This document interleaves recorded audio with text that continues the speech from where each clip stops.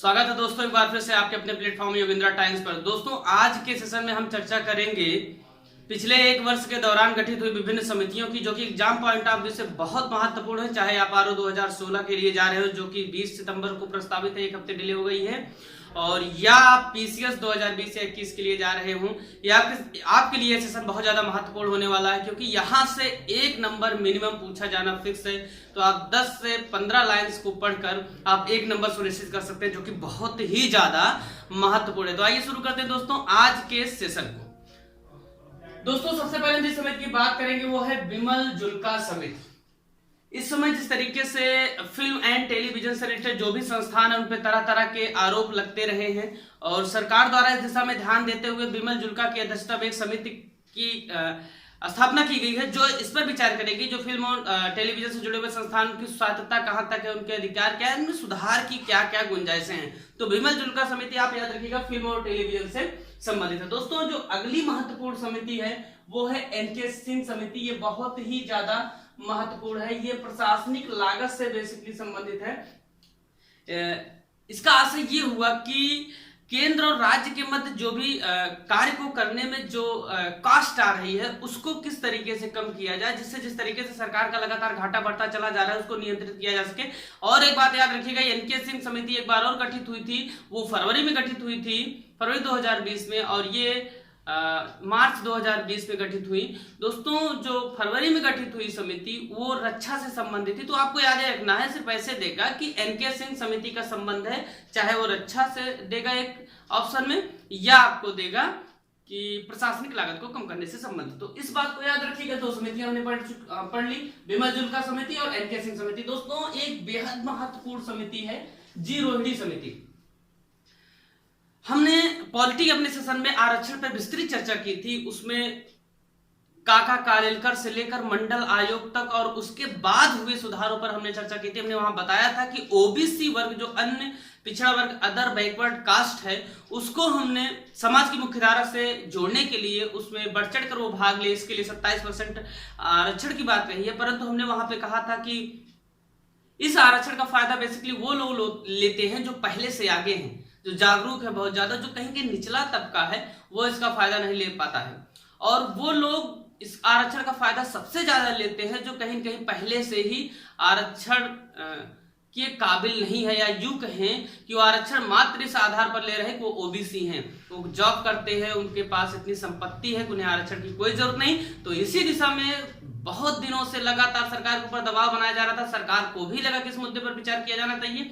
तो जी रोहिणी जी की अध्यक्षता में एक समिति बनाई गई है जो इस पर विचार करेगी कि ओबीसी के अंदर कौन कौन से ऐसे वर्ग हैं जो आरक्षण से बाहर किए जा सकते हैं। अर्थात मैंने पॉलिटी के सेशन में एक वर्ड आपको दिया था, क्रीमी लेयर। क्रीमी लेयर वह शब्द है जो ये डिनोट करता है बेसिकली कि किसी एक वर्ग विशेष में ऐसा कितने लोग ऐसे लोगों का समूह जो आरक्षण के भागीदार ना हो, अर्थात जो आरक्षण के काबिल नहीं है परंतु आरक्षण इस आधार पर ले रहे हैं ओबीसी। जैसे ओबीसी में कुछ ऐसे वर्ग जो बेहद अमीर है फिर भी ओबीसी के नाम पर आरक्षण ले रहे हैं, तो उन्हीं को क्रीमी लेयर के अंतर्गत रखा जाएगा और उन्हें आरक्षण की सुविधा से वंचित किया जाएगा। उनके आधार पर जो दलित है, शोषित है, वंचित है, जो पिछड़ा तबका है उनको आरक्षण दिया जाएगा। तो बहुत ही ज्यादा महत्वपूर्ण ये समिति है। इस चर्चा में इसलिए है क्योंकि इसके कार्यकाल में 6 महीने की वृद्धि कर दी गई है। इसको आप याद रखिएगा, अक्टूबर 2017 में इसकी स्थापना होती, बहुत ही ज्यादा महत्वपूर्ण है ओबीसी के लिए। दोस्तों जो 27% के आरक्षण की बात इस समय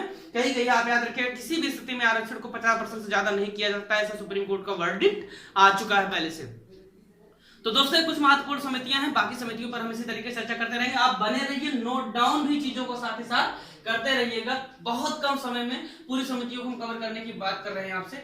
अमिताभ कांत समिति गठित हुई है। आप जानते हैं अमिताभ कांत ये नीति आयोग के सीईओ हैं, इसको भी कई बार पूछता है, सीईओ है, ठीक है। नीति आयोग की स्थापना 1 जनवरी 2015 को ही, ये भी क्वेश्चन बहुत ज्यादा पूछता है। देखिए अमिताभ कांत की अध्यक्षता में एक समिति का गठन किया गया, ये रेलवे बोर्ड द्वारा समिति का गठन किया गया। बेसिकली इसमें कहा गया कि 50 जो रेलवे स्टेशन हैं और 150 जो रूट्स हैं उनमें क्या किया जाएगा, ट्रेनों का निजीकरण किया जाएगा। आप देख रहे होंगे जैसे कि कुछ एक स्टेशन, जैसे पुणे स्टेशन को लेकर इस समय चर्चा गहमा गहमी हुई है कि निजीकरण हो रहा है। बेसिकली निजीकरण इसलिए सरकार कर रही है जिससे सरकार अपने संसाधनों की बचत कर सके। देखिए बेसिकली ये कोई एक सरकार नहीं करती, ये सरकार की दीर्घकालिक नीतियां होती हैं।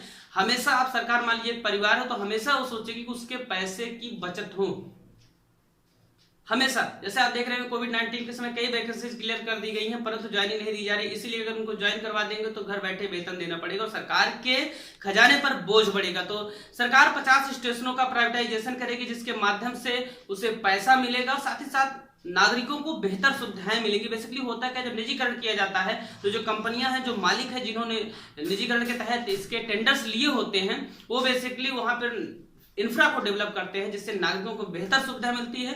तो 50 स्टेशनों और 150 नई ट्रेनों का निजीकरण किया जाएगा धीरे धीरे करके। आप कुछ ट्रेनों को आप देख चुके हैं जिनका निजीकरण किया जा चुका है और उनमें बड़े पैमाने पर बदलाव किए गए हैं। हालांकि इससे यात्री किराए में थोड़ा वृद्धि को लेकर चर्चाएं हैं और इसका विरोध इसीलिए भी किया जा रहा है। साथ ही साथ जो सरकारी कर्मचारी हैं चूंकि उनकी भी घटोत्तरी की जाएगी और प्राइवेटाइजेशन के तहत नए कर्मचारियों को गिग इकोनॉमी के तहत अर्थात लिमिटेड समय के लिए अपॉइंट किया जाएगा। अगर आपका 4 घंटे का काम है तो आपको सिर्फ 4 घंटे का वेतन दिया जाएगा। अभी तक क्या आप बैठे रहते हैं, दिन भर कुर्सी तोड़ रहे हैं, परंतु आपको 24 घंटे का वेतन मिल रहा है। तो इस व्यवस्था से निजात पाने की देश को जरूरत है। कहीं कहीं आप निजीकरण से सिर्फ नुकसान को मत देखिए कि आपको सरकारी जॉब नहीं मिलेगी। सरकारी जॉब के भी अलावा दुनिया है बहुत बड़ी और देश को इसमें कहीं कहीं आपके सहयोग की जरूरत है। तो आप ऐसा नहीं है कि यहाँ पे सारी जॉब खत्म की जा रही है। जो ऐसी जॉब्स हैं जो कहीं न कहीं प्राइवेटाइजेशन के तहत उसमें प्राइवेट सेक्टर के लोगों द्वारा बेहतर काम कराया जा सकता है। आप भी इस चीज को देख रहे होंगे कि सरकार एक परिवार की तरह देश को चलाती है। मिहिर शाह समिति एक गठित हुई है, बहुत ज्यादा महत्वपूर्ण है। राष्ट्रीय जल नीति पर सरकार ने सुझाव देने के लिए मिहिर शाह के अध्यक्षता में एक समिति का गठन किया है कि जल नीति किस तरीके से बनाई जाए। जिस तरीके से आप देख रहे हैं लगातार दुनिया में जल संकट गहमागहमी मची हुई है। अफ्रीका के कई ऐसे शहर हैं जो शून्य घोषित किए जा रहे हैं जहां पे जल संकट बहुत ज्यादा आप देखेंगे अपने देश में।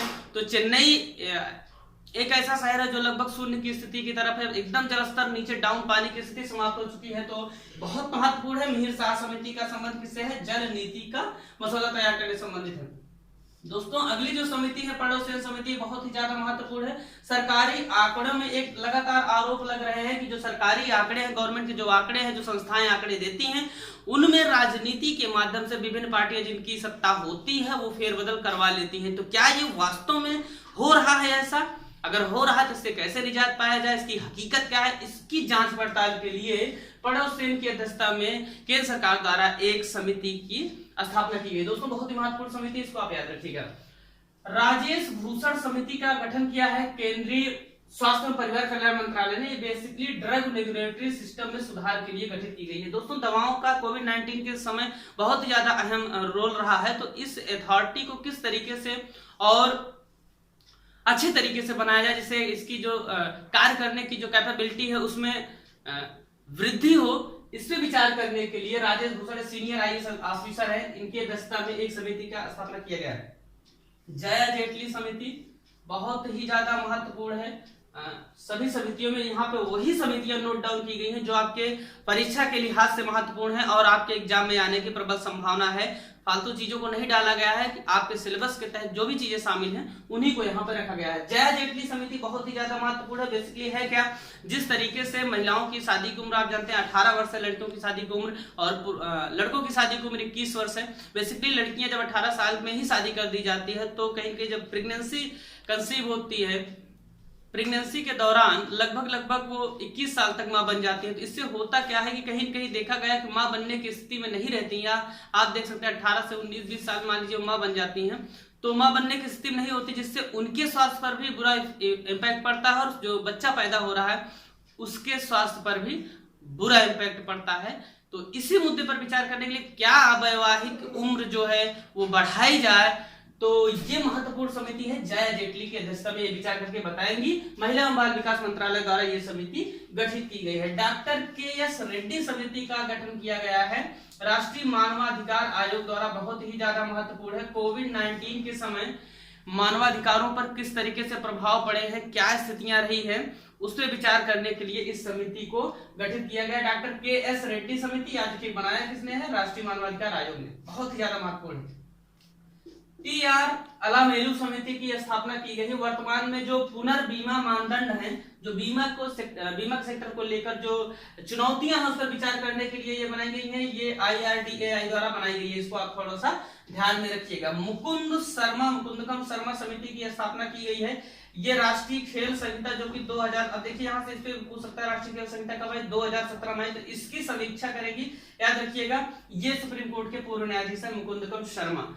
तो ये क्या करेंगे, राष्ट्रीय खेल जो रेगुलेटरी जो एक नियम आया था 2017 में, उस पर विचार करेंगे मुकुंदकम शर्मा जी, बहुत ही ज्यादा महत्वपूर्ण है। आगे दोस्तों चलते हैं। संजीव पुरी की अध्यक्षता में एक समिति बनाई गई है, 15वें वित्त आयोग द्वारा गठित किया गया। 15वें वित्त आयोग के अध्यक्ष कौन है, NK सिंह। इस बात को याद रखिएगा, वही NK सिंह जिनकी अध्यक्षता में अभी आप रक्षा और प्रशासनिक व्यय को कम करने से संबंधित समितियों के बारे में पढ़े थे। कृषि निर्यात में किस तरीके से वृद्धि की जाए, ये संजीव पुरी जी बता रहे हैं। संजीव पुरी, संजीवनी आप जानते हैं हनुमान जी लाए थे, बूटी थी, बूटी क्या कहेंगे, कृषि के तहत ही आती है। तो संजीव पुरी जी विचार करेंगे किस तरीके से कृषि में निर्यात को बढ़ावा दिया, जैसे हमारे जो किसान है, देखिए होगा क्या, जैसे मान लिया आपके देश से चावल अच्छी क्वालिटी का पैदा होगा और पूरी दुनिया में बेचा जाएगा, तो जो चावल का रेट है आपके देश में अच्छा मिलेगा, जिससे जब अच्छा रेट मिलेगा तो किसानों की आय में स्वाभाविक रूप से वृद्धि हो जाएगी। और जो सरकार ने जो लक्ष्य रखा है कि 2022 तक किसानों की आय को दोगुनी करने का, उसमें सरकार सफल रहेगी। कृषि निर्यात में वृद्धि के साथ साथ याद रखिए किस तरीके से कृषि के आयात को कम किया जाए, उस पर भी ये विचार करेगी। आयात कम करने के बारे में और निर्यात को बढ़ाने के बारे में, यही किसी एक विकसित राष्ट्र की